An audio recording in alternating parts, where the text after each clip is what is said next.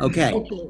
So if I can just figure out how to share this screen here, and I think I just hit this thing. Let's try that.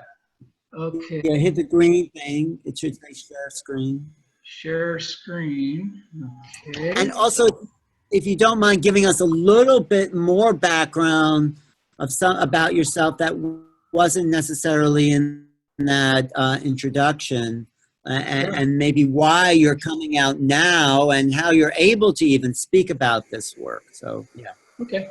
Yeah, I mean, I've always had an interest in aircraft from the very beginning. My father used to take me to the Oshkosh Air Show, which is really, like you mentioned, the largest air show in the world. Of course, they had a lot of 1/10 of all the world's aircraft are at that show. And but I really wanted to see what was behind the scenes, what was going on within the military-industrial complex. Talking about Lockheed Martin, Boeing Phantom Works, McDonnell Douglas, Northrop Grumman, what they were doing. That's what really spurred my interest, and that's the focus of my research.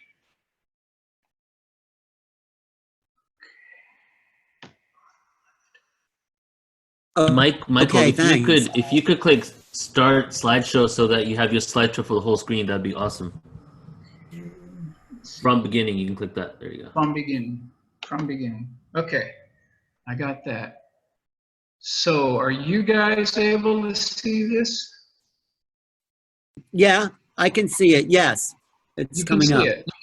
Okay. Yeah, I can see it. You see it? Okay. So you see everything. You can just go ahead and do your PowerPoint. We see you and we see your whole PowerPoint. Okay, sounds good. Sounds good. Okay, so that's kind of basically the introduction here. And what I want to do in this presentation is take you behind the scenes within the military-industrial complex and determine where our tax dollars have been disappearing the last 4 years. Bottom line is we have a right to know where our tax dollars are going. And the Air Force, the Department of Defense, they are merely temporary custodians. Let me repeat that. Temporary custodians of those assets, the aircraft, the hangars, the runways, the facilities, the employees, the payments, their salaries. They're nothing more than temporary custodians of those assets. We as taxpayers own these assets, so we have a right to question authority and find out where our tax dollars are disappearing here. Quick review of the source materials so you can see where I'm getting this. I'm not just making this up. The visual aids used in this presentation are computer-generated forensic composite illustrations which originated from actual eyewitness accounts in military defense trade publications. Source material includes Aviation Week Space Technology, Jane's Defense Weekly, AIAA, which is the American Institute of Aeronautics and Astronautics, LA Times, New York Times, Washington Post, Wall Street Journal, Antelope Valley, Edwards Air Force Base Historical Archives Department, ASU Newspaper Archives Department, University of Arizona, Time Magazine, National Journal, and Library of Congress, just to show you. So we are basically just days away now, and I really want to stress this point, from a very significant anniversary, talking about the 32nd anniversary of the Challenger disaster, January 28th, 1986. Extremely historical in American history.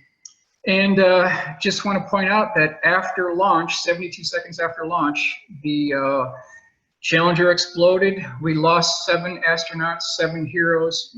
Did this really have to happen? Did this need to happen? Is there something that could have been done to avoid it? Here's our astronauts here, our heroes. Was this really necessary to lose our astronauts is the question I want to look at this here. Now, keep in mind, the temperature at launch pad just prior to liftoff on January 28, 1986 was 26 degrees Fahrenheit, far below the minimum operating temperature of 40 degrees Fahrenheit as mandated by Morton Thiokol. Now, they're the ones who are the primary contractors for these solid rocket boosters, including the O-rings. So even their own engineers stated that you're not supposed to launch the shuttle below 40 degrees Fahrenheit. But on the day of the launch, it was at 26 degrees. So NASA upper management, they already knew that they're way in the red at this point. They should never even be launching at all. But here's what's really interesting. The shuttle main external tank has 2 tanks embedded within it. There's a liquid hydrogen tank and a liquid oxygen tank. the liquid hydrogen has a gas exit port near the lower portion of the shuttle. Okay, so already, according to the reports, we're at 26 degrees Fahrenheit. But when this stiff wind on that morning came by and the liquid hydrogen is gassing through the bottom, it chilled that whole area down another 10 degrees. So we're looking at 16 degrees Fahrenheit on the morning of the launch. We're way out of spec here. So they already knew that. They absolutely already knew that. And I want to take you through just kind of a brief overview and a shot-by-shot kind of picture illustration of what actually took place within the Challenger explosion. And I have to give credit to my good friend Tom Bogan for putting these together for me. Now, this illustration is pretty much kind of at T plus maybe 200 milliseconds after explosion. You can see the external tank has fractured. The two SRBs are beginning to cross in front of the shuttle. This is the view outside from inside the shuttle cockpit looking outside. Now keep in mind, they're still climbing at this point. They haven't reached the top of the parabolic arc, so they're still climbing. This would have been the view from the inside cockpit looking out, and for those first 200, 300 milliseconds, they still would have had this light within the cockpit. Now, just after that happens, they would have lost power, electrical power and lighting within the cockpit. You can see here looking out the Challenger windscreen, crew compartment, windshield, the SRB is now beginning to cross in front of them. We're coming down further now. We're reaching up the top of the parabolic arc. Now we're starting our descent from the top of the parabolic arc, now going down. You can see various manuals within the Challenger crew compartment are floating now within there. They're basically at 0G. And here's the shot that you don't want to see. This is the shot of the astronauts seeing the ocean approaching them. Now, we know for a fact that at least 3 astronauts were alive after the explosion because we heard it on the transcripts, and we also know that 3 oxygen auxiliary powered units were turned on. They could only be turned on manually. So we know for a fact that at least 3 crew members were alive after the explosion. Here is the moment just prior to impact. You can see the ocean rushing up against the astronauts. Definitely not something you want to see. Okay, so now we're approaching the impact point. You can see the nose of the Challenger getting ready to hit the ocean. We're coming in a little bit closer now. You can see the left side of the fuselage. This is the exact moment of impact. At this point, and I've got other research that I'm going to go into later and tell you just how fast they were traveling and the amount of G-forces that were exhibited on the forward fuselage section of the Challenger. Here's a deep impact at this point. At this point, the entire crew compartment shattered into multiple pieces. Now, for the purpose of this illustration, I've shown them together, but what really happened was a lot more graphic and a lot more severe than what we're showing here. Okay, so now the crew compartment is sinking to the bottom of the ocean. Various debris is coming off the Challenger. Another shot here of the crew compartment. This is zoomed in now. You can see beginning to fracture and different parts are coming off. And this is the final chapter in Challenger. Like I mentioned before, this was a lot more graphic and violent than what was shown here. Actually, the bodies were dismembered. It was a horrible scene. It should never have happened, but this is the final result of Challenger. Now, I want to point out that this is from Los Angeles Times, July 29th, 1986. I want to basically give you my sources for this. Challenger crew was conscious after blast. NASA reports at least 3 emergency air packs were activated. Uh-oh, heard on cabin tape. So no doubt about it, it's a done deal. We know that at least 3 astronauts were conscious as they were coming down. Now, here's the part that's interesting. The source is Journal of Rockets and Spacecraft, November-December 1986. And according to Thomas Wierzbicki, he's from the Cambridge, Massachusetts University, the Challenger crew compartment impacted the ocean traveling approximately 180 miles per hour, which was equivalent to 150 Gs. So, ladies and gentlemen, there's just no way they could have survived.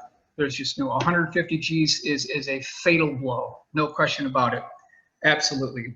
But the problem is, during the Reagan administration, the budgetary restraints and the cost overruns on the Rockwell Challenger shuttle Enterprise space planes at that time, they were just getting way cost overruns, and there was no crew egress system designed for the crew. And if there was such a system, it's been said that they could have swam home and been home for dinner that night. We could have saved them, but it just didn't happen because cost overruns, and they just didn't do it. So they could have survived the explosion. So I'm not going to candy coat this. I'm not going to sugarcoat it. I'm going to call it like it is. And it's my assessment that every American taxpayer should have a vendetta against NASA upper management for, number one, going against the ruling of the contractor, number two, criminal negligence resulting in the murder of the 7 Challenger astronauts. So no doubt about it, I'm not sugarcoating it, that's the fact. They knew it in advance. They went against the ruling of the contractors. They launched at 16 degrees Fahrenheit. Their negligence, they're to blame. Okay, so what can we learn from this? And could it have been avoided? And do we have technology that's leapfrogging all rockets at this time? Let me hit you with a couple statements by our good friend Ben Rich, who's the former Lockheed manager of the Skunk Works between 1975 and 1991. He said, aerospace design has passed the brute force stage. Let me repeat that. Aerospace design has passed the brute force stage. Anytime, ladies and gentlemen, you hear the term brute force, you're talking about rockets. We're talking about liquid rockets, solid rockets, the kind of rockets the Nazis used over 70 years ago in World War II. Why are we still using rockets now? The Mercury space program, the Apollo program, the shuttle program, everything the Russians are doing, we're still using these liquid rockets. This is so obsolete. Here's another one. I wish I could tell you about the projects we are currently working on. They are both fascinating and fantastic. They call for technologies once only dreamed of by science fiction writers. So here's Ben Rich talking about technologies that are fascinating and fantastic, something that you would see in a science fiction novel. And I want to also point out that just before Ben Rich died in 1995, he spoke to my very good friend Jim Goodall, who's another aviation researcher and black aircraft historian. And basically, Ben Rich told Jim Goodall over the phone, he said, Jim, we have things in the Nevada desert that are 50 years beyond what you can comprehend. If you've seen it on Star Wars or Star Trek, we've been there, done that, or decided it wasn't worth the effort. So here we have the head of Lockheed Skunk Works basically admitting on his deathbed that they have technologies that are 50 years beyond what we can even comprehend. So did Challenger need to happen? Do we need to have liquid rockets? According to Ben Rich, it's a done deal. We're already way beyond it. We're already way beyond it. We're the ones being played for the fools. We're the ones living in this matrix dream world. There absolutely is a secret space program. Now, I spent years researching Ben Rich, the Skunk Works, trying to piece this story together over 25 years. And I've come up with a crossword puzzle that includes all these deep state secrets within this crossword puzzle. There's 116 clues, and for this particular audience only, for this particular presentation, I'm offering a $1,000 cash prize. Let me repeat that, $1,000 cash prize for anyone who can complete this crossword puzzle by January 23rd, 2018, no later than 11:59 p.m. PST Tuesday, this Tuesday. So this is for only people listening to this broadcast at this time. If you can solve the puzzle before the deadline, the $1,000 cash prize is yours. First one who does it gets the prize. You can hit me up at Facebook. I'll send you a copy of the blueprint, the crossword puzzle, or you can email me at AURORACAD as in dog, the number 5 at AOL.com. Okay, let's keep going now. Look at what we see here. We hear Dr. Stephen Greer talking about breakthroughs in propulsion were done in October 1954. Is there any way to back that statement up? Turns out he's correct. From the reference works the newspaper clippings, they bear this out. Council Bluffs, 11/27/1955. Conquest of gravity aim of top scientists in U.S. One almost fantastic possibility is that if gravity can be understood and scientifically negated or neutralized in some relatively inexpensive manner, it will be possible to build aircraft, Earth satellites, and even spaceships that will move swiftly into outer space without strain beyond the pull of Earth's gravity field. They would not have to wrench themselves away through the brute force, there's that statement again, of powerful rockets and through expenditure of expensive chemical fuels. Here's another one. The jet age is obsolete, and the rocket age. You old men of 25 or 30 years still plodding along in the jet age, wake up. Jet propulsion is obsolete. The Sputnik will shortly appear as crude as the wax wings of Icarus. I love the way they did this here. It says, we are entering the age of anti-gravity space travel. Spherical craft made weightless and propelled by anti-gravity engines may soon attain almost the speed of light, or 600 million miles per hour. This is not a dream. Since 1953, the Canadian government has been working on Project Magnet. At least 14 US universities and other research centers are trying to crack the gravity barrier. Teams of researchers and engineers from 4 major American aircraft companies have anti-gravity designs and data on their drawing boards, proving that whatever goes up does not have to come down. So this is the Daily News, November 9th, 1957, exactly what Dr. Greer was talking about. So ladies and gentlemen, it's very clear that at least by 1955, they have made a breakthrough. I'm not talking about rockets, I'm talking about something completely different, nothing having to do with piston reciprocal engines, jet engines, rockets. We're talking about a completely different propulsion system here.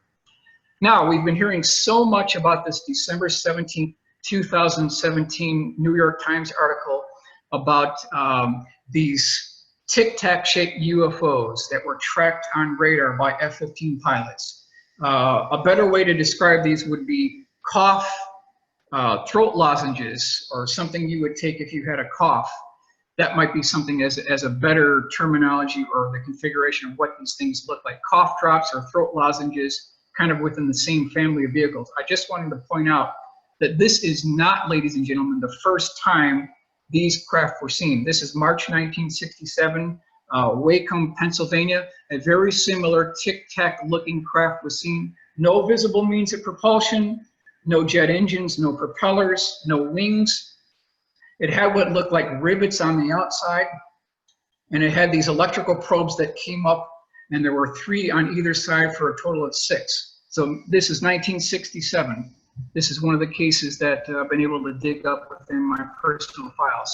So this is years before the F-18 got their thing. So we're already talking the technology was there. Now, I want to break into the 3 tiers of technology. I have to give credit to my good friend Mark McCandlish. He's the one that coined that term, the 3 tiers of technology.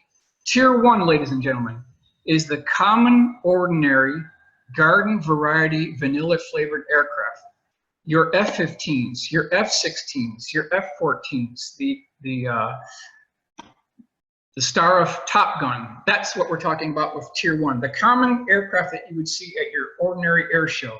Tier 2 is the previous black programs which have been declassified and put into the so-called white world. That includes the F-117A stealth fighter, the B-2 stealth bomber, the Boeing Phantom Works bird of prey that was declassified October 2002 during the Bush administration. That's Tier 2.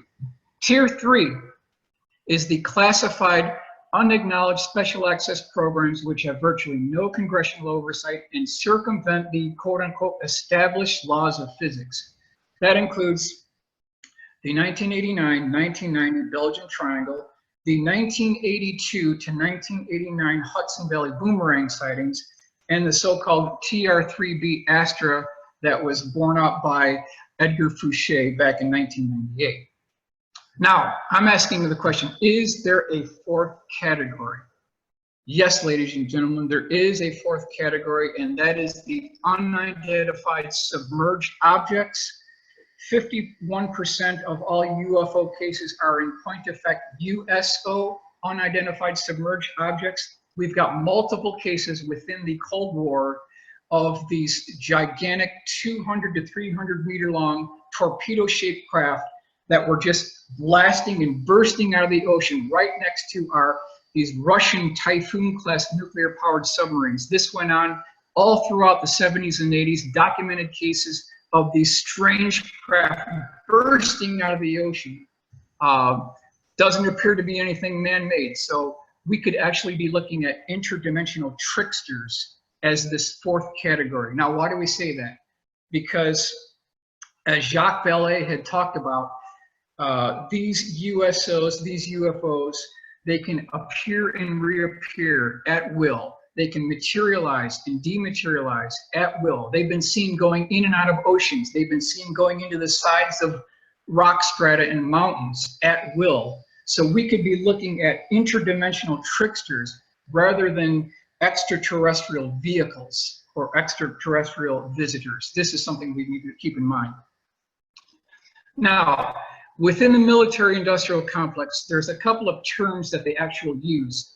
These are not terms I made up. These are actual terms that they actually use to describe this technology. Number one, it's called ace in the hole technology. Number two, it's called trump card technology. Number three, it's called silver bullet technology. Now, they don't roll out these toys for just some national skirmish between some terrorist thing or a small thing. These are reserved for last resort type events, wars where they need to do a surgical strike. This is something that they do when they need something right now, immediate, a mobile response, immediate response. This is the ace in the hole technology. Now, I'm going to talk about Aerospace Alley. Where do you go to see this? You as a taxpayer, where do you go to see this? This is called Aerospace Alley that starts in San Diego, goes up the 5, almost the Pacific Coast Highway, going to the Los Angeles Basin, including Hawthorne, where Northrop is, heading north on the 5, going by Burbank, where Skunk Works used to be, and then continuing on, breaking right on the 14, heading up to Palmdale, which basically is the location of Air Force Plant 42, where Boeing has a lab, Northrop has a lab, and Lockheed Skunk Works Plant 10 is currently within Air Force Plant 42 Palmdale, continuing up the 14th Lancaster, that takes you to Edwards Air Force Base and terminating in Mojave, which is scale composite. So that, ladies and gentlemen, is your Aerospace Alley, where you as a taxpayer can actually see the buildings, facilities of where this takes place. At Air Force Plant 42, as we mentioned, this is the heart of the military-industrial complex.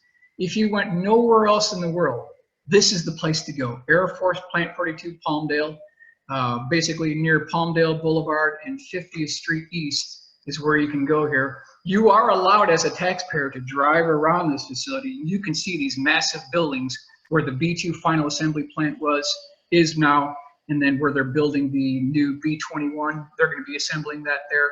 Lockheed Skunk Works is there too. Here's a layout of the sites. You can see Plant 10 on the lower left and the large runway. And this is the specific plan, Plant 10, Lockheed Advanced Development Company. This is their layout.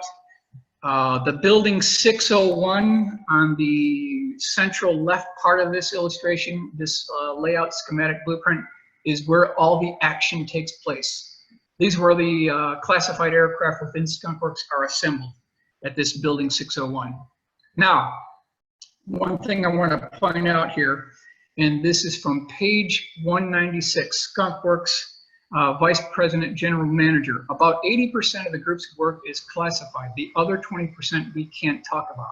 So, ladies and gentlemen, what is the 80% that is classified? What has the Skunk Works been doing these last 40 years with our tax dollars? What have they been building? The evidence stacks up that a near certainty has been made in aircraft design. Yeah, it's already been done. Since 1954, they've already made the breakthrough. Now, I don't want you to get it twisted because Lockheed isn't the only show in town. There's other aerospace companies that have their own quote-unquote Skunk Works. So Lockheed isn't just the only show in town. Boeing has something called the Phantom Works, which used to be McDonnell Douglas. So there's one. That's based out of St. Louis. Northrop Grumman has something that they call the NATDC. Known as Northrop's answer to Lockheed's Skunk Works, the NATDC combines the scientific and engineering advanced design capabilities of the aircraft and B-2 divisions. So that's the Northrop Advanced Technology and Design Center. That's their version of the Skunk Works.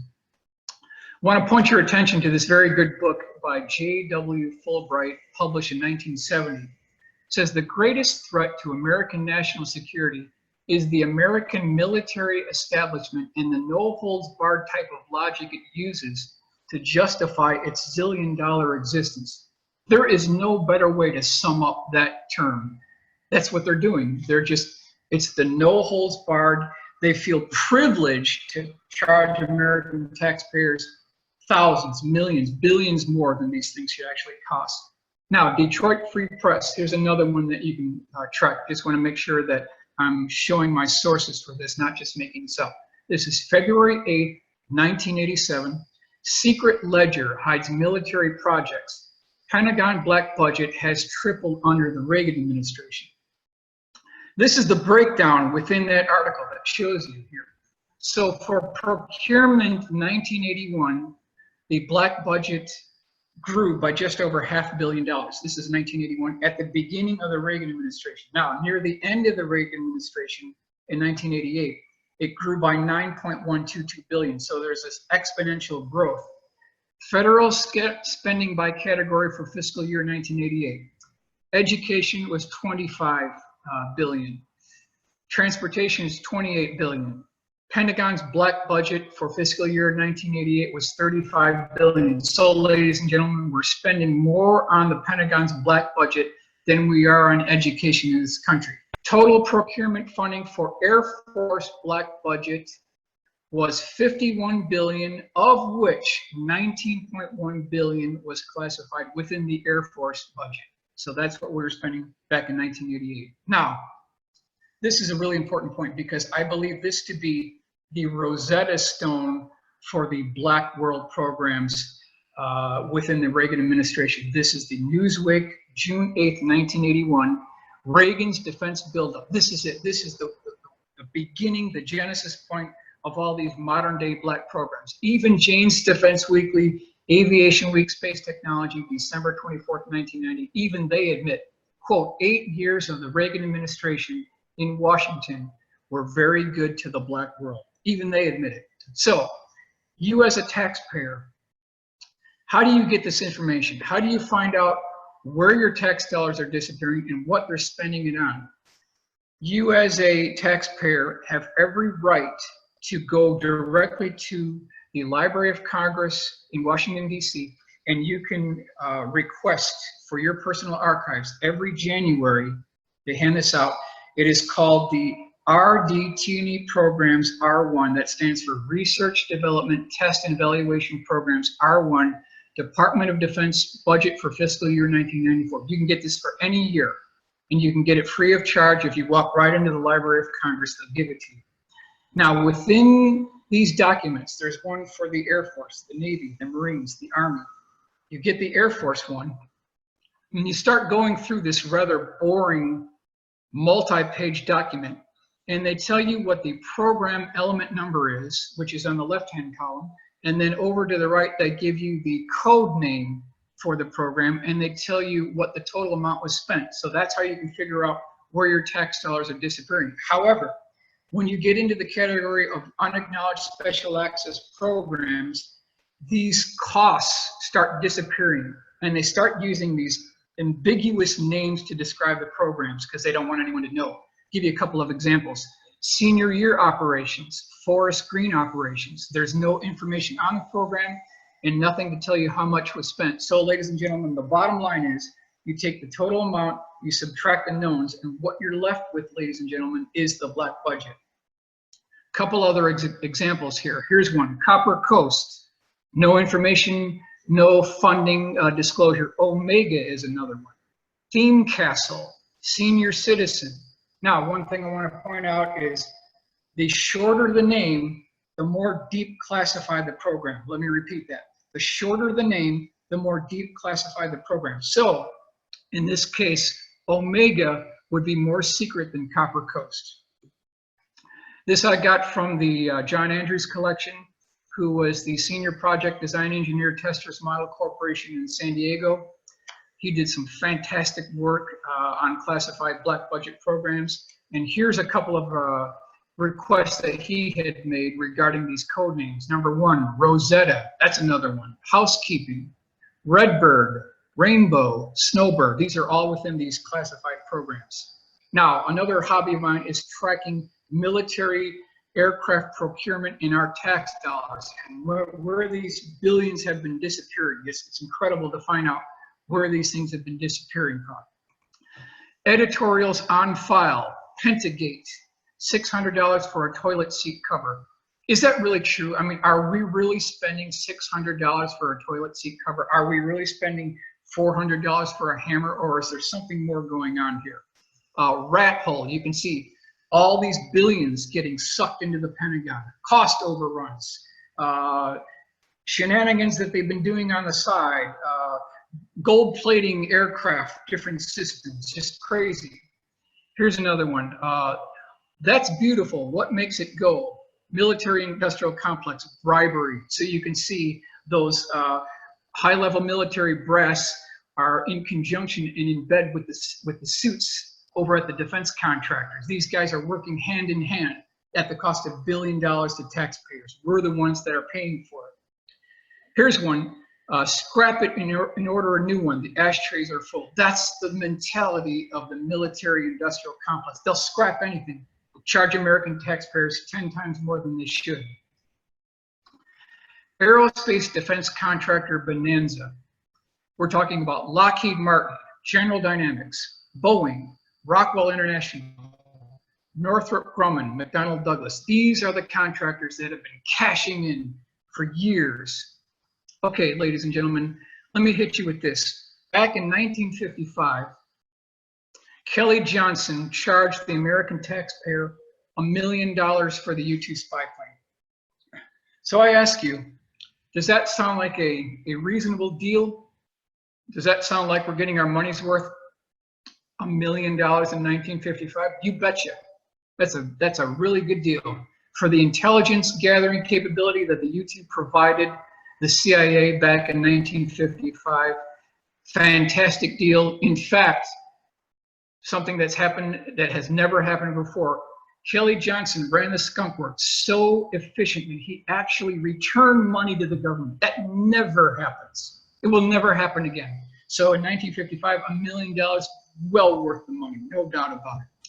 Now, I want to highlight this book, The Pentagons, an insider's view of waste, mismanagement, and fraud in defense spending by Ernest Fitzgerald. So, ladies and gentlemen, I want to ask you, take a look at this little puller here, this little block. It's about 2 inches in length. It's about 3/4 of an inch wide, and it's about just over an 1/8 inch thick. How much did American taxpayers spend on this back in 1982, 1983? Right around $13,717. Just an unbelievable amount. That's something that should cost no more than $3 each. Here's the original price breakdown. 1982, it was $10,000 for this little machine block. In 83, it was $13,000. They finally settled on a price back in 1984 of $8,832. This is Pentagon's page 214. What's interesting, though, is the General Accounting Office did an audit of those parts, and they found out none of them worked. So perhaps hundreds of thousands of these parts were made at $13,000 each, and they all got scrapped. Here's another one, Washington Post, August 17th, 2007. Defense contractors was paid $1 million to ship 2 washers. Again, Washington Post, August 17th, 2017. $1 million to ship 2 39-cent washers. Guess who paid for it? You and me, taxpayers. Here's one. Pentagon is page 211. American taxpayers were charged $9,606 for a 12-cent Allen wrench. and the stories keep coming in and coming in. Here's another one. Taxpayers were billed $7,622 for the coffee maker installed in the C-5 military transport plane. New York Times, September 20th, 1984. Ladies and gentlemen, this is just the tip of the iceberg. There are thousands of accounts of this. Fraud, waste, and abuse. New York Times, March 30th, 2011. Audit of Pentagon spending finds $70 billion in waste. Incredible. Lockheed Martin F-22 Raptor is $412 million per aircraft. I got to repeat that. It's just incredible. $412 million per aircraft. Ladies and gentlemen, that is more than the original cost for the B-2 stealth bomber back in 1981. How does a fighter cost more than a bomber? Just unbelievable, unbelievable. Just to prove it, here's the source, CNN, September 24th, 2014. Problem-plagued plane hits ISIS. F-22 goes into combat. The problem-plagued F-22 Raptor took part in its first combat mission Monday night, hitting ISIS targets in Syria. The price tag for those jets, which were in development for decades, is a staggering $412 million each, triple its expected cost, according to the GAO. Unbelievable. 648 F-22s were planned, but only 195 were built. Now, one of the current poster childs for cost overruns is the B-2 stealth bomber. Originally, they were coming in at well under $1 billion per each. They were supposed to build 132. B-2 stealth bomber rollout November 22nd, 1988 in Palmdale. This is at the Northrop Final Assembly Plant. Here's what I call the $10 billion photograph. At the end of production, they originally were proposed to have 132 bombers. By the time the production ended, they only built 21. So if you take the $22.4 billion that they already poured into the program, which you'll never get back, and you amortize that over the amount of aircraft that were built, it's $2.2 to $2.3 billion per aircraft. And inside this plant, you can see 1, 2, 3, 4 times 2 is 8. So we're looking at nearly $10 billion per aircraft for the B-2 stealth bomber. 132 planned, only 21 were built. An $80 billion bust, Newsweek, December 5th, 1988. They asked the question, is it an $80 billion bust? Here's the cost breakdown, and you can see how the costs have risen as the years went by. In 1989, it was $274 million. In 1990, it was $530 million per aircraft. In 1991, it was $864 million per aircraft, and as I mentioned before, at the completion of the production run, it was $2.3 billion per aircraft. Unbelievable. Time, July 31st, 1989. It says, House Armed Services Committee Chairman Les Aspin estimates that the eventual cost of the stealth bomber will be $1.058 billion. That's a bargain. At that price, the 70-ton B-2, weighing equivalent to 2 million troy ounces, would cost more than its own weight in gold. Unbelievable. So if you gold plated this thing, it costs more than just gold. It's unbelievable the amount going on here. Now, the B-2 used to be the poster child for this over costs and overruns. Ladies and gentlemen, we now have a brand new poster child for fraud, waste, and abuse in military procurement spending. They have a name for this program. They call it the plane that broke the Pentagon's back. I'm talking about none other than the F-35, the Lockheed Martin Joint Strike Fighter F-35. It is currently, according to 60 Minutes, 8 years behind schedule, $163 billion over budget. And in point of fact, the fixes associated with the program are more lucrative and profitable for Lockheed Martin than the actual aircraft itself. How do you get to be $163 billion over budget? If we as taxpayers are one day late paying our taxes, we get slapped on. We could eventually get sent to jail. But yet Lockheed Martin, they're $163 billion over budget and they get nothing. In fact, they get more money. for the fixes. Unbelievable. How much does the F-35 cost? It's $355 million per plane for the Navy F-35 version. Here's the actual breakdown. You can see the Navy version, $337 for that particular F-35C. Now, how much does it cost? How do we actually get a handle on this? The F-35 will cost a fortune. This is from ECN News 8414. I'm sure this comes as no surprise, but the F-35 Joint Strike Fighter is expensive, very expensive. So expensive that according to one estimate, the money spent on the program could buy every homeless person in the US a $600,000 mansion. Just unbelievable amount of being spent on these programs, just an unbelievable amount. Let's continue here. Are some black programs nothing more than a cover to hide the funding of even deeper unacknowledged special access programs? Ladies and gentlemen, that appears to be the case because some of that 163 billion may be actually funding even more deep black programs. That could be what we're dealing with here on the F-35 Joint Strike Fighter. Now, how do we put this into proportion? How do we put this into numbers where people can actually understand what this costs here? Now, this is for military spending, and the reference here is April 2nd, 2013 from Battlefield. That's the source for this. Now, this is cost per hour to operate these aircraft. The B-1, it's $57,870 per hour. The F-22 is $68,362.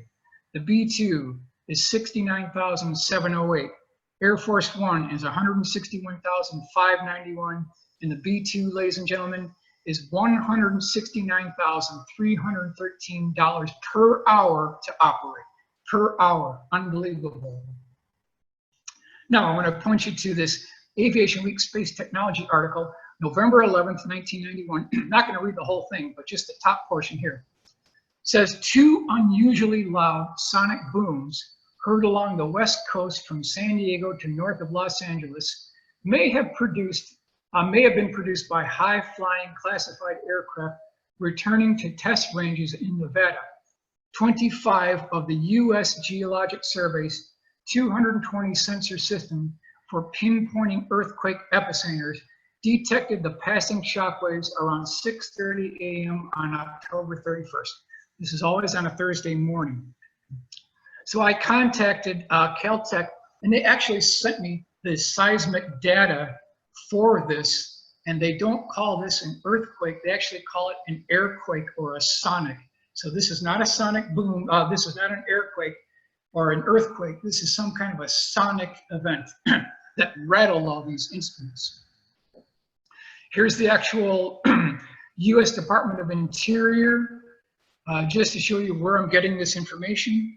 And these are the actual seismic printouts that took place over the early 1990s of these booms that always happen on a Thursday morning. So here's 10/31/1991, last Thursday of the month, and you can see there's a boom, and then about a minute later, there's another boom, which may actually be a chase aircraft following the original aircraft.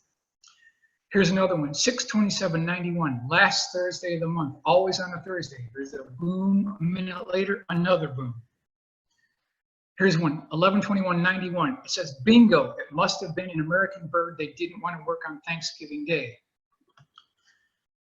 7:17 a.m., 1:30:92, not the space shuttle, a massive boom. A little over a minute later, another boom, following right behind it.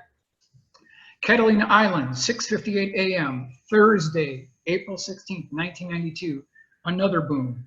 Here's the actual track going over Catalina Island, going over the LA Basin, waking everybody up in the morning on a Thursday, going over Edwards Air Force Base, and then heading to Area 51, Nevada. That's the track of where this aircraft is being tracked. Now, why a Thursday?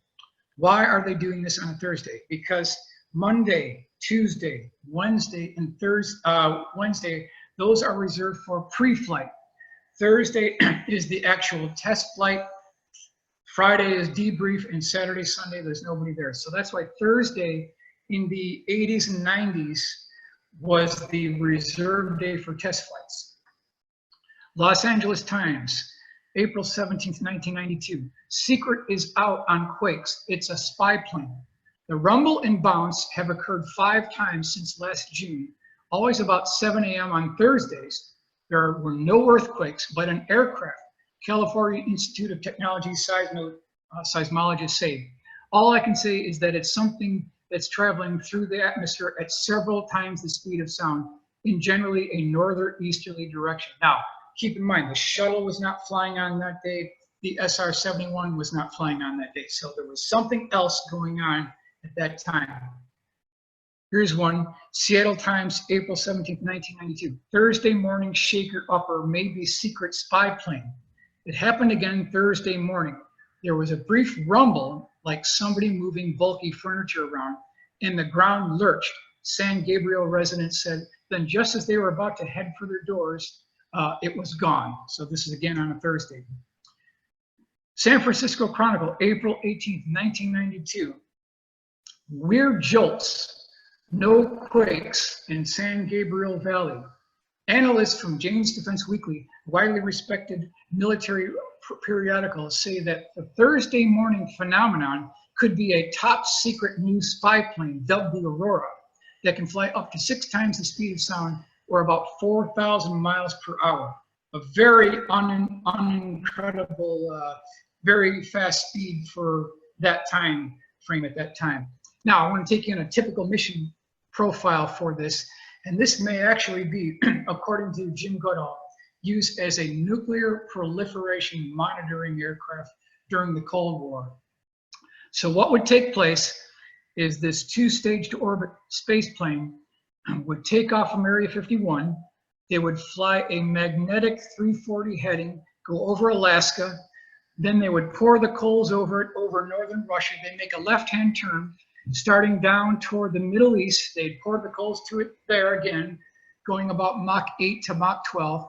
Then they make another left-hand turn. Now they're under the southern tip of India, going over South China, and then continuing around the northern tip of Australia, going all the way there, and then ending up near Hawaii, making a banking left-hand turn, landing back at Area 51. This could all be done in under 2 hours. Very fast. Now, this is March 6, 2006. Bill Scott, who used to be the Rocky Mountain editor of Aviation Week, he has to get the credit for this particular article because he's the one who spent over a decade tracking down stories of this 2-stage to orbit space plane, which he believes to be called the Black Star system. And it consists of a mothership called the SR3 and a smaller parasitic aircraft called the XOV, or Experimental Orbiter Vehicle, that is airdropped from the belly of the mothership at about Mach 1.2 at 25 to 30,000 feet. Here's a good illustration of what this looked like. The mothership actually shows basically the original XB-70 and then what looks like a parasitic aircraft coming on the bottom of the craft. That's what this actually looks like here. And you can see the patent. This is February 7th, 1989 was the patent for this particular design. That's 4,802,639 was this particular patent. And you can see Boeing's version has a trans-atmospheric vehicle showing an aircraft being airdropped from the body of the mothership. This is exactly what the Black Star program looks like. This I got from John Andrews, and this basically states that there was such a program and they may have suffered some type of an emergency right around February 22nd, 1994. Here it says, Dear Pete, the place, Kadena Air Force Base, the time, the weekend of 12-13 February 1994. Initiation action, emergency call from manned aircraft to expedite recovery at Kadena Air Force Base, coming from north, track speed at Mach 4.2, diversions for other aircraft in area. Aircraft recovered and quickly placed in secure hangar Red 3 lockdown, declared at base. Other pilots landing kept and slept in ready quarters one white-gray C-5C launched from Holloman Air Force Base rapidly. 3 days of lockdown at base. So a couple of points to remember here. This craft was tracked going Mach 4.2. That's way faster than the SR-71. And that there was a specially configured or modified C-5C that was flown there to Kadena Air Force Base, picked it up, and flew it back to Holloman Air Force Base. This is what we believe to be a very accurate 3-view drawing of the Black Star XOV, or Speedy. And there were approximately 3 of these aircraft built. It comes in 2 versions. There's a 65 to 65 90-foot version, which is a single-seat version. They have a 2-seat version as well. It's airdropped, as I mentioned, from the belly of the mothership. The back of the aircraft has 2 banks of 4 linear aerospike engines using a modified liquid boron fuel that is shocked into a liquid state by a solid rocket booster. It has a very interesting, basically a tricycle landing gear with a nose gear and what look like outrigger wheels just outside the, basically the wing root fuselage joint on the bottom surface. It has air brakes on the upper and lower surface of the aircraft. The entire bottom section of the aircraft is composed of space shuttle tiles taken directly off the space shuttle. These heat-resistant thermal tiles. It had a stubby vertical stabilizer on the top aft section, which appeared to be damaged. And the F-15 pilot who saw it at Holloman Air Force Base said that the bottom section had a number of panels that were missing when he was seen. It also has these 4 grooves running along the bottom surface of the aircraft, and then these red heat-resistant sections on the leading edge of the wing of the aircraft. It has a Q bay on the upper section for the release of what are called depleted uranium rods from God, which is a non-explosive kinetic energy weapon. There's no warheads on this thing.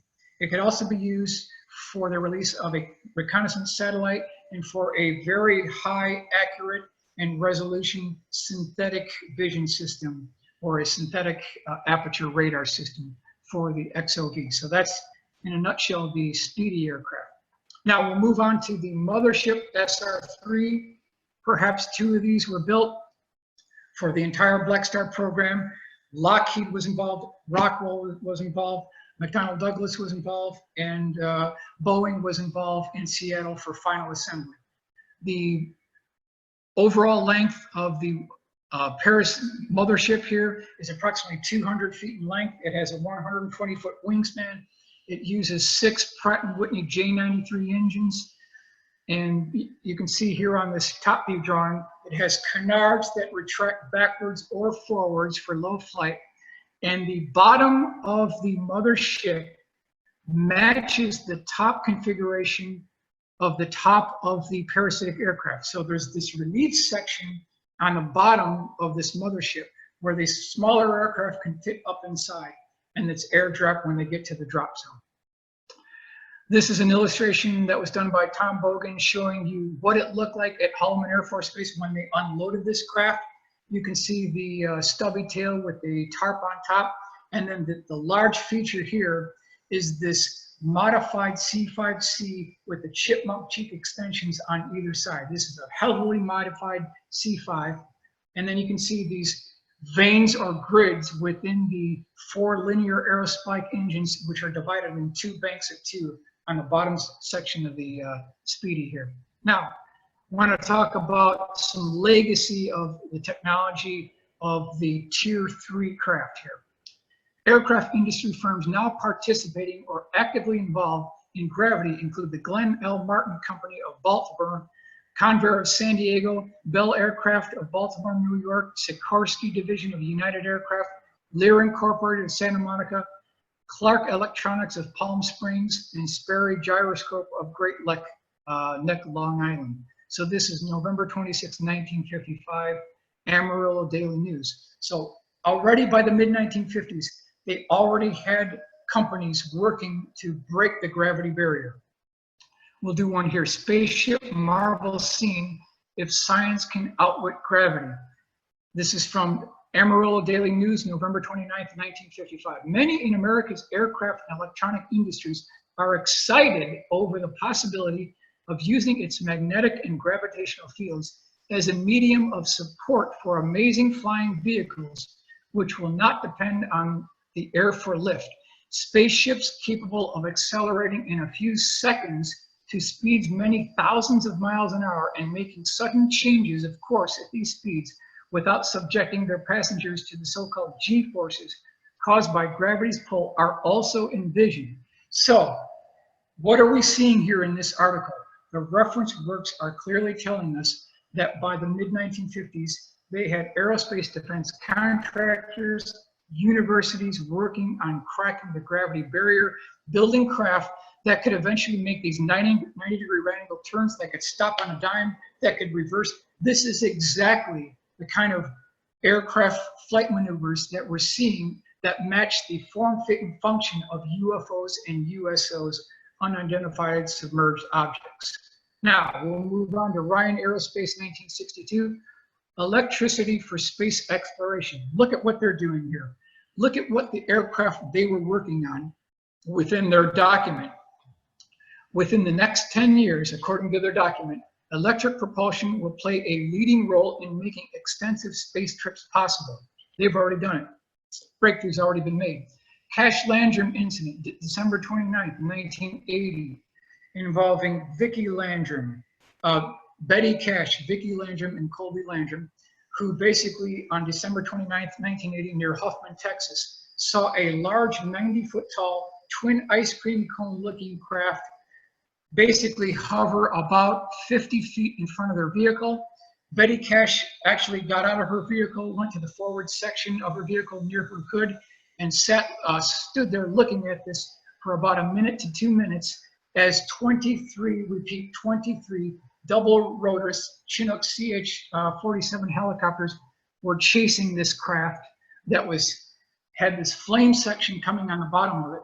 When she got back into the vehicle, it was hot, but keeping in mind this is in winter time.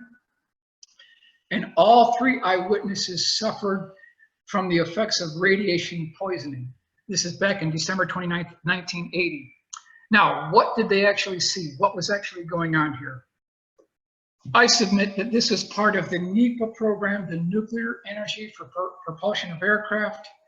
And in this particular document, they indicate that for fiscal year 1960, by that time, by 1960, from 46 to 1960, the Atomic Energy Commission, the US Navy, and the US Air Force had already spent almost $1 billion of procurement funding on nuclear-powered aircraft, atomic-powered spacecraft. And you can see in this drawing here, the cost breakdown and an atomic power reactor with a subcritical reactor. So they've already done it. They've absolutely already done it.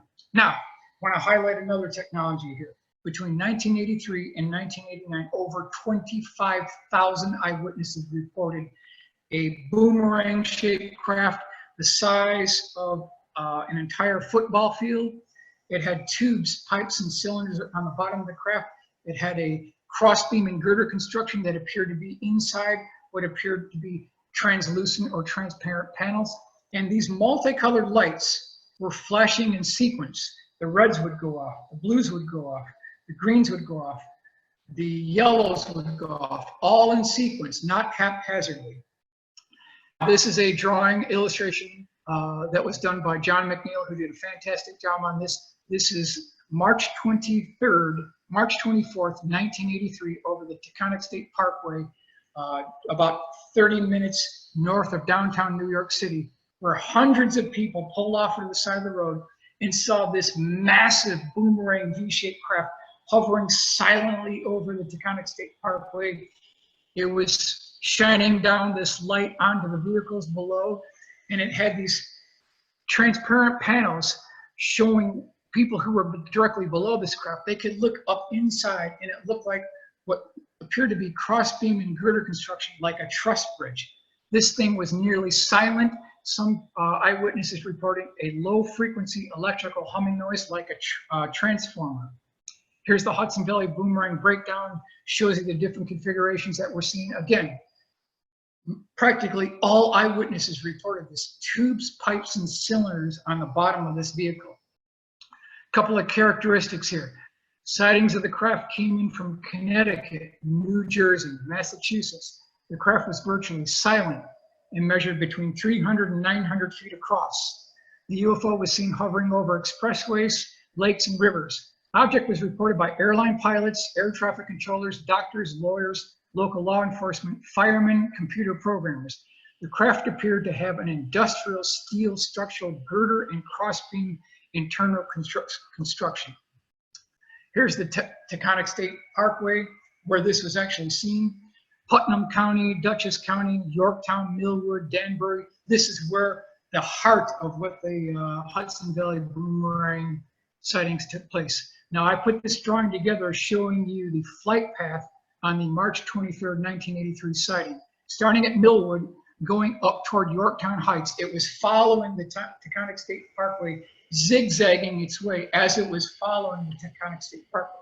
But here's the interesting point that I really want to point out, that this craft were basically, when they were seen by the eyewitnesses, it wasn't making this banking turn like a B-2, but it was making this flat turn like it was on a pinwheel or on a turntable. It wasn't making a banking turn, but this flat turn. Aircraft can't do this. We're talking Harrier type technology, but this is no Harrier, absolutely not. So I put together a design, and you can get blueprints if you want. You can request that to me, where you can build your own Hudson Valley Boomerang. This is what the finished product actually looks like. What was that brightly colored sky report on Thursdays? Here again, object was seen from White, New York to as far as Yorktown. Object described seeing alternative colors between white and green as the object zigzagged across the sky to the north. Won't go into all these details, but the highlights of the March 24th, 1983 sighting. Now this is one day after a very significant event took place. So at the intersection of 202 and 135, traffic was halted in a tangled jam as motorists stopped, got out of their cars, and looked up at the object. As I mentioned, this was one day after a very significant event, and that was the March 23rd public address to the nation for the SDI, or Star Wars Strategic Defense Initiative, that was pitched by Ronald Reagan. So here we have Ronald Reagan, March 23rd, 1983, pitching Star Wars. Less than 24 hours later, we have these massive sightings of this huge boomerang-shaped craft over the Hudson Valley area. Are the two events connected? Could the SDI program be connected to the Hudson Valley Boomerang sightings? Could there be a connection? So there's two essential thoughts and schools of thought on the Hudson Valley sightings. Number one, the object was a genuine UFO, extraterrestrial, could be a possibility. Number two, the sighting could be explained by a group of stunt pilots based out of Stormville Airport, also known as the Stormville Flyers. That includes subheading A, ultralights, B, small single-engine planes, Cessna 152, 172. So I asked the question, is there a third option? Some, but not all, sightings in Danbury, Connecticut were attributed to small single-engine Cessna 152 aircraft flying in formation. However, those who saw both the planes and the genuine Hudson Valley Boomerang could immediately tell the difference. That's the thing. People who saw the planes and the actual Boomerang said there was no comparison, completely two different events. This is a report from Danbury, Connecticut, Night Siege, page 47. I saw 5 planes flying together in formation around this field. They were trying to pull a hoax. I stopped at the rest area, got out of my car, and sat at a picnic bench to watch them. They would all turn their lights on at once from red to white. Those were the only lights they had. They were flying all around this valley. The first object I saw was definitely a plane. So even this person knew that they were trying to pull a hoax. This did not look like what the actual craft here saw. Loose groupings of planes became tight formations with as little as 6 inches between wingtips. Discover Magazine, November 1984. So in this article, they tried to completely discredit what actual eyewitnesses were seeing, and they tried to blame the whole thing on these formation flights. So what I did is I put together some illustrations depicting and showing people what it would have looked like to try to fake this Hudson Valley boomerang. And you can see here that in a straight and level flight, you could somewhat maintain position, although I wouldn't want to do this at night. Now, making a left-hand turn is where it gets interesting, because pilots on the right, planes on the right, have to speed up. You know, it's a simple matter of mathematics and physics. To maintain formation, aircraft on the right have to speed up, but aircraft on the left have to slow down. But then it gets really interesting, because if you make a flat turn, the aircraft on the right have to go up and to the left. The aircraft on the left have to go back and to the right. So there's just no way that planes flying in formation can actually duplicate what was seen in this illustration, the actual Hudson Valley boomerang. The lighting configuration stayed solid, like they were embedded in the concrete. That's something that airplanes flying in formation just can't do. Now I want to point out this fact here by Abraham Lincoln. You may fool all of the people some of the time. You can even fool some of the people all of the time, but you can't fool all of the people all of the time. So I want to state right up front that we just can't be fooled anymore. We're no longer going to take these lame excuses by the government that these are just planes flying in formation. We absolutely have a secret space program. The program is paid for by the American taxpayer. It is being run by the military-industrial complex, including Lockheed Martin, Boeing Phantom Works, Northrop Grumman, McDonnell Douglas, and also various defense contractors like General Dynamics within the Reagan administration. And it's my goal in this presentation to expose the technology, hope it trickles down to the American airline industry for the benefit of all mankind. And I definitely want to thank you for your attention.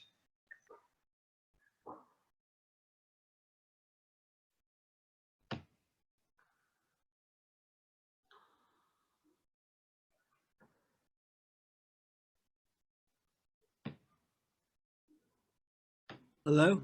Yep. Okay. Oh, was that it? That was it. That was it. That's That what was I'm it. going to cover. So you're saying the craft that was seen over the Taconic was part of the secret space program? It wasn't? I'm stating that this may have been a over-the-horizon mobile airborne radar system that was developed during SDI as a mobile over-the-horizon radar system.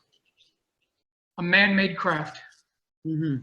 How far, I mean, how far you think they are now in their secret space program? They're light years ahead.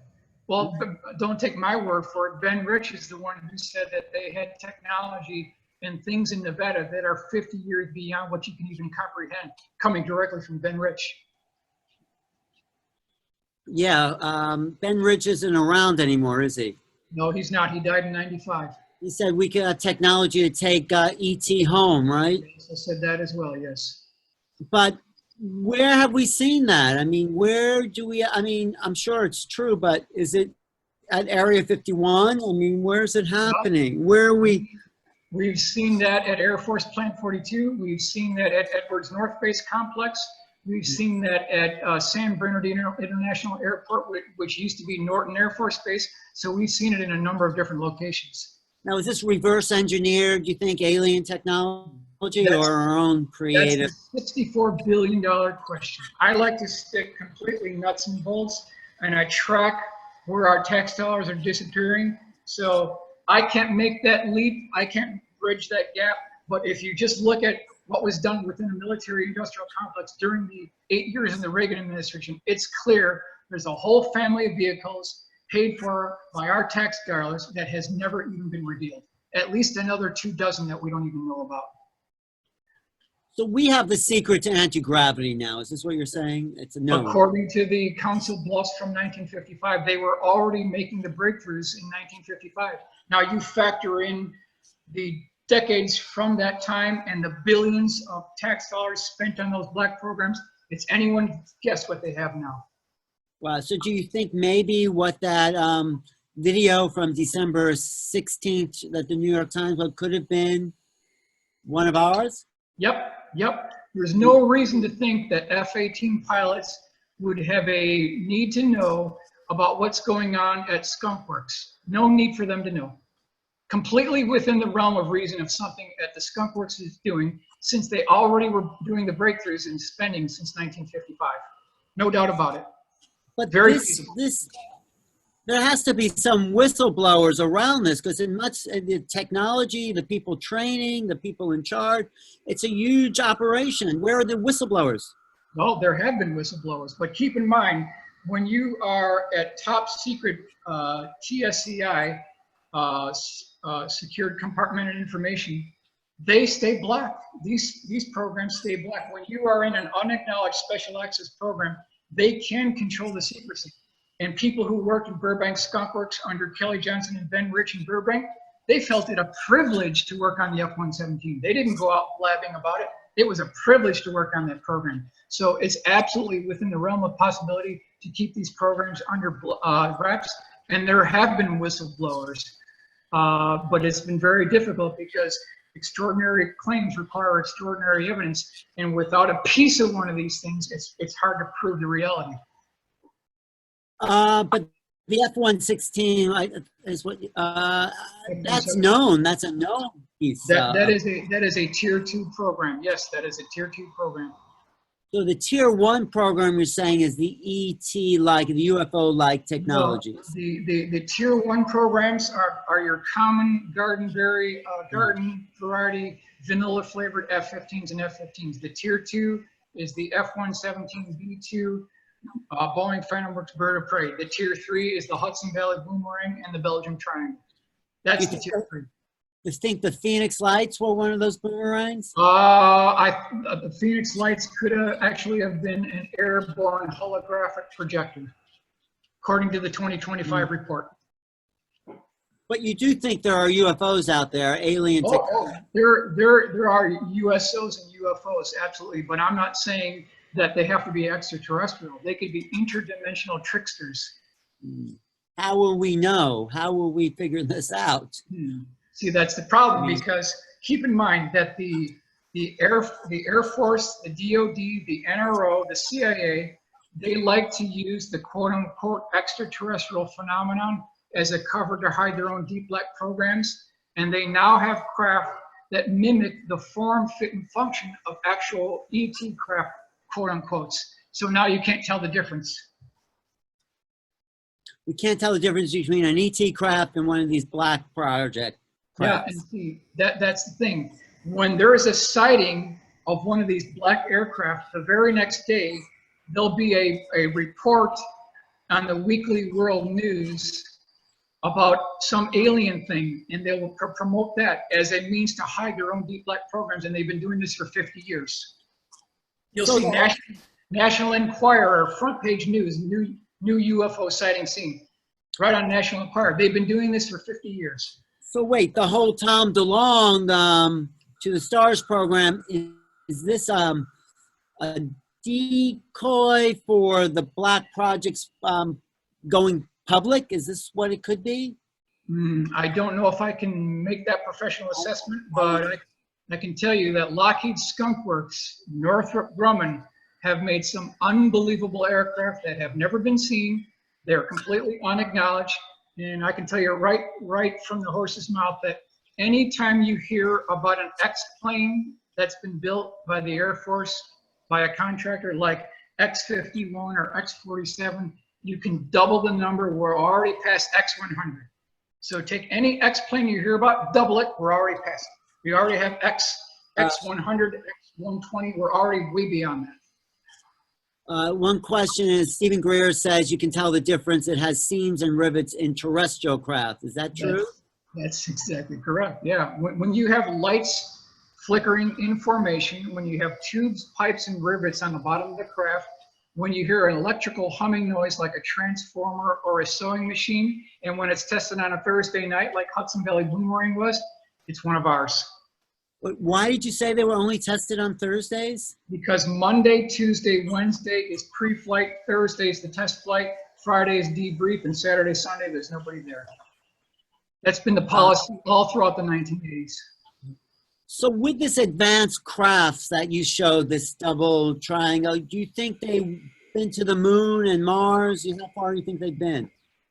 I can't say for sure, but if you look at the research, if you look at the reference works, in 1954, they made the breakthrough. Now, I showed you 4 newspaper articles that back that up. Does that mean that Apollo was, I'm not going to say it's a hoax, but was it even necessary? Was Neil the first person to land on the moon? They were already making the breakthroughs in 54, so this is a decade before Apollo even landed. They could have done it. They could have done it. They could, so, but the purpose to keep, why don't they just tell us how it, I mean, what's the purpose of keeping it secret? It's the same purpose, and the reason why they keep on making F-16s and F-22s. It's profitable for them to do so. If they only brought out the toys for all this, all these lucrative contracts would disappear. So they have to keep on making F-35s. They have to keep on charging American taxpayers, and they have to keep making these false threats and these false boogeymen so that we can propagate these lies so that contractors continue to cash in. That's what's going on.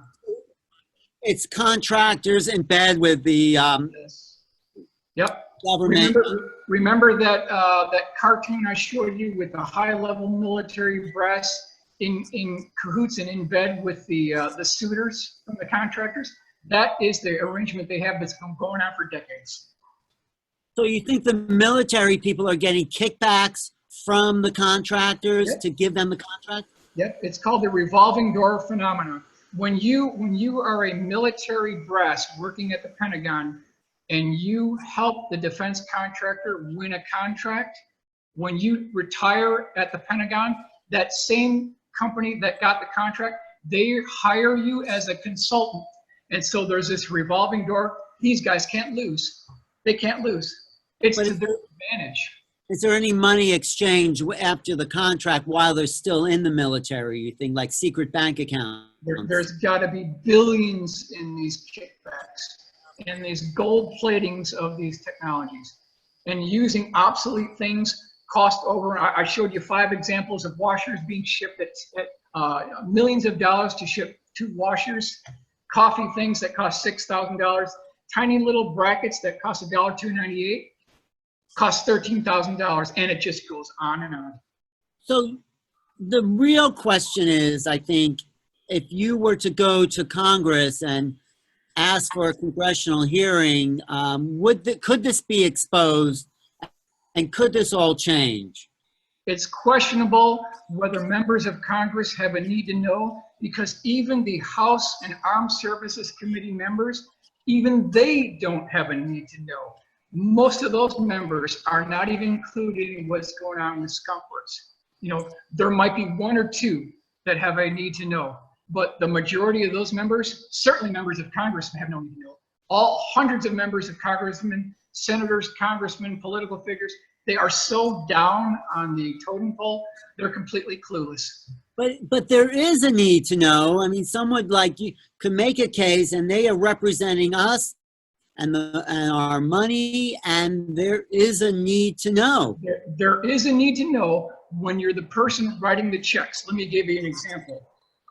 Defense Secretary William Perry, okay, he has a need to know because he's the one who cut the checks for Lockheed Skunk Works in Burbank under Ben Rich. So he has a need to know. Another person that has a need to know is Dick Cheney. He has a need to know, and then former President George Herbert Walker Sr. These 3 people, if you want to know who knows the secrets, those 3 people know.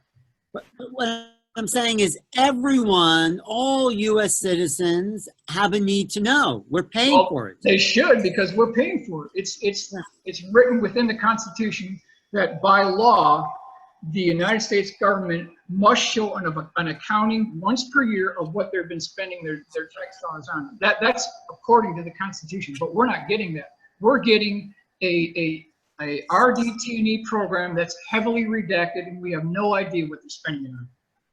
Well, isn't there anyone in Congress that will stand up and say, we need congressional hearings on all of this? Well, remember that congressman that was just talked about, Congressman Harry Reid, in conjunction with the senator from Hawaii, Yeah. I forget his name. Okay, he talked about that secret army, secret Air Force with no funding and complete congressional ambiguity. He would be someone that could have taken him to the task. I wonder if even he knew what was going on within Skunk Works. Does anyone know in Congress? I mean, you know, can't you? So, Can you send your docs? I'm in the outside looking in. I've been trying to penetrate it for 30 years. And, there needs to be somebody like me doing the grunt work and being, boots on the ground. But it's difficult the only way to get in is through Burbank, through Skunk Works, now at Palmdale. Because I think they are at the heart of the whole thing. They're absolutely at the heart of the whole thing. The United States Navy is involved as well. The Atomic Energy Commission, the CIA, the NRO, NSA, they're all involved. But above anything else, Skunk Works all the way. Skunk Works is a private industry, though. Skunk Works is Lockheed Martin. Skunk Works Right. is located in Palmdale. But yeah, even Richard Dolan knows that when you have a company proprietary program, it is exempt from FOIA requests. So you can't attack it that way. It cannot be Right. That's a what proprietary program. It has to be something paid for by taxpayers. But yeah, so I mean, someone needs to stand up in Congress and say this needs to be investigated. Let me give you an example. I would estimate, this is just my assessment, Yeah. less than 1% of Congress knows about what's going on. And I can tell you that because even in Ben Rich's own book, Skunk Works, and I can tell you the page number, General Robert Bond, who was a high-level general, who was part of the original Blue Team back in '81, setting up the stealth program very early on. He knew about F-117. He was at the bottom level of the Skunk Works in Burbank, where there's a vault, and he was walking past the vault, and Ben Rich was with him, and he said, Ben, what's going on in that vault? Because he thought that money and resources were being taken away from his stealth fighter program. He said, damn it, Ben, if you don't tell me what's in that vault right now, I'm going to take that axe and I'm going to chop down that door. He had to get a security clearance and a briefed on a separate Navy program. He didn't even know what was going on there. So this high-level general Air Force guy who's in charge of the entire stealth program was completely clueless what was going on within the Navy on a different program. So if he couldn't get access, senators can't get in. Did he ever find out what was going on in there? He found out on that particular one, but he died in a crash of a MiG-23 back in '84. And all the secrets died with him. Do you think that was intentional? I don't think so, because it's a difficult bird. He was going through the test range somewhere along Mach 1.2, and there was something going on with the stability. The whole thing swapped ends, and as he came out, he hit his head on the canopy rim, and he was parachuted down. He was already dead. Now, that's the alleged story. There are some other people who think that he was testing a completely separate aircraft that's never been talked about. Now, that's difficult to prove. They all say it was a MiG-23, and I'm going to stand by that. But there's more to the General Bond story than meets the eye, no doubt. So how many people you feel are in, there's the Skunk Works people, how many military people must know about it too, right? It would be only the people who work in the black. If you do not work in the black, you're not clued in. You don't have a need to know. You would not have a high enough security level. You would not be in the unacknowledged special access program. You have to be what's called one of the pioneers of stealth, quote unquote. You have to be one of those members to know what's going on. And who are those people? Who are? It's a very small group of about 130 men. Now there's women involved as well, but they are the original pioneers of stealth. They meet once a year at a different location, and they discuss between themselves the programs that they worked on. Now we know some of them.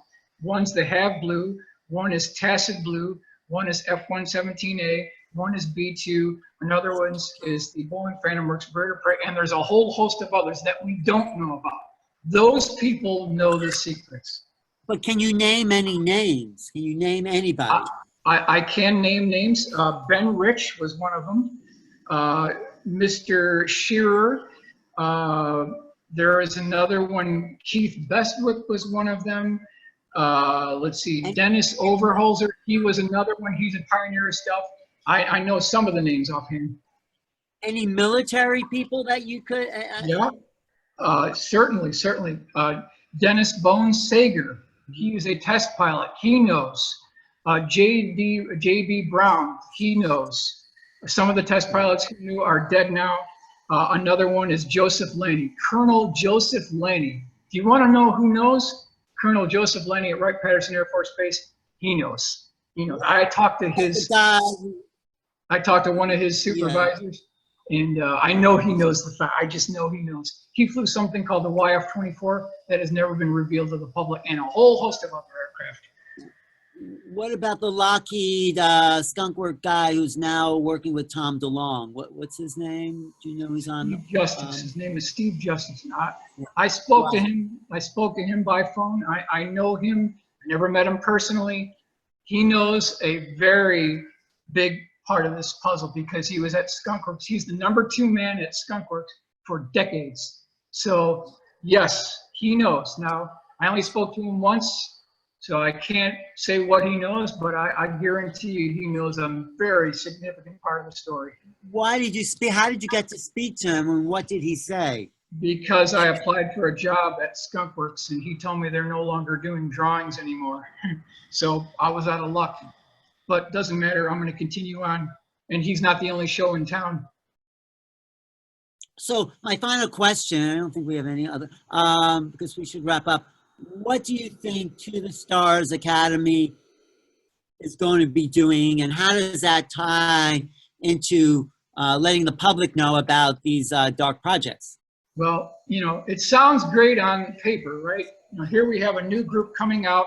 We just had footage released. We're a month past the footage. His new organization was launched in October. Yet here we are a month later. You still have to pay your taxes. You still have to go to work Monday morning. Nothing has changed. We don't have any physical evidence. We don't have any more gun camera footage. We don't have any more documentation. We don't have any real solid information to break this case through. And I don't foresee that coming. Even if we did, it's still not enough. It's still not enough. They are still holding on to the real good data. We don't have enough firepower. We really haven't made any real big moves forward. That's just my assessment. We're going to need a lot more. So you think they're just dangling a carrot in front of our face with or they must have a plan to do something. Well, all I will say is astronaut Gordon Cooper, he knew how it would be done. And the only way, according to astronaut Gordon Cooper, the only way that this is ever going to break through is if the technology associated with these vehicles is handed down to the scientific community and they come together as a united coalition. That's the only reputable way that this is going to break through. And unless that happens, we're not going to get there. Do you think that could be what they're going for, or probably not? At the rate they're releasing information at a trickle, we could be decades away from getting to where we need to be. What we need is a massive expose. We need a complete clearinghouse of the dozens of vaults where this information is. Now you know that there were B-29 films taken after World War II where these things were captured on film with all the cameras rolling. We're talking 70 years they've been capturing these. They've been capping all the things from Vietnam, all the things from Desert Storm, all the things from World War II, the Korean War. All those gun camera footages would be a tremendous advantage to getting this out. All the testimony from those people, they probably have some type of hardware. That's a different story, but it's that kind of physical evidence and documentation that it's going to take to move this through in conjunction with the scientists. It can't just be the evidence. You got to have the eyewitnesses, engineers, test pilots to come together as a united coalition, just as Gordon Cooper had said, and that's the only way we're going to get there. Well, we could be on the verge of that kind of revolution. We could be, but at the rate we're seeing it, we could be decades away. Decades away. Wow. Well, this guy David in the chat room says, I witnessed a U.S. anti-gravity stealth like aircraft in North Carolina heading towards the Bohemian Grove. Yeah, there you go. The Bohemian Grove, like, that's a whole other discussion. It's a whole other thing, you know. But they're Now, somehow connected to the black budgets, right? it could be. It could be. Even Phil Klass, the arch nemesis of Phil Klass, even he knew on his dying day, he issued and I put this in my original presentation, and it caused a stir, and I wanted it to, because I wanted people to think. He knew that on his dying day, he said he issued the UFO curse, and in a nutshell, paraphrase, is he said that, you know, you will never know more about UFOs as you do today. On your dying day, you will never know more about UFOs, what they come from, what their origins is, and you will be like that until your dying day, and you will remember this curse. That's essentially what Phil Klass said, and he's been right. We're 70 years into it. We still don't know exactly what this phenomenon is, and we still don't know. There doesn't appear to be anything on the foreseeable future unless they come together as a scientific community. We're just never going to get there.